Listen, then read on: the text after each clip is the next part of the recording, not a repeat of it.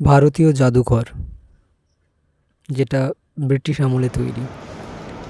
একদিন বৃষ্টির দিনে আমি হঠাৎই পৌঁছে গেছিলাম একা একা, কারণ আমার ভীষণ ইচ্ছে করছিল যে জাদুঘরটা একা একা দেখব।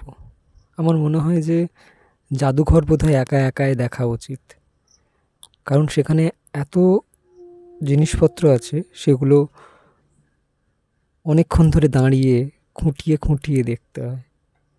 দূর থেকে দেখতে হয়, কাছ থেকে দেখতে হয়। আর আমার মনে হয় যে কারো সঙ্গে গেলে এই স্পেসটা পাওয়া যায় না। তাই আমি একা একাই চলে গেছিলাম এক ছুটির দিনে। সব জায়গায় ঘুরে ঘুরে দেখছিলাম, থেমে থেমে দেখছিলাম। ভালো লাগছিল। একা একা ঘোরার মধ্যে অদ্ভুত এক ধরনের শান্তি আছে। আপনারা চাইলে আসতে পারেন।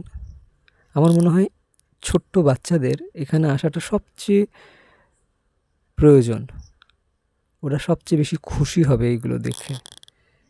কিন্তু আজকালকার মা বাবারা তো আর খুব একটা জাদুঘরে বা চিড়িয়াখানায় নিয়ে যায় না। তারা এমন করে হাতে ফোন ধরিয়ে দিয়েছে যে তারা এসব প্রায় ভুলতেই বসেছে। বাচ্চাদের সময় করে জাদুঘরে নিয়ে আসুন এবং আপনারাও এসে দেখুন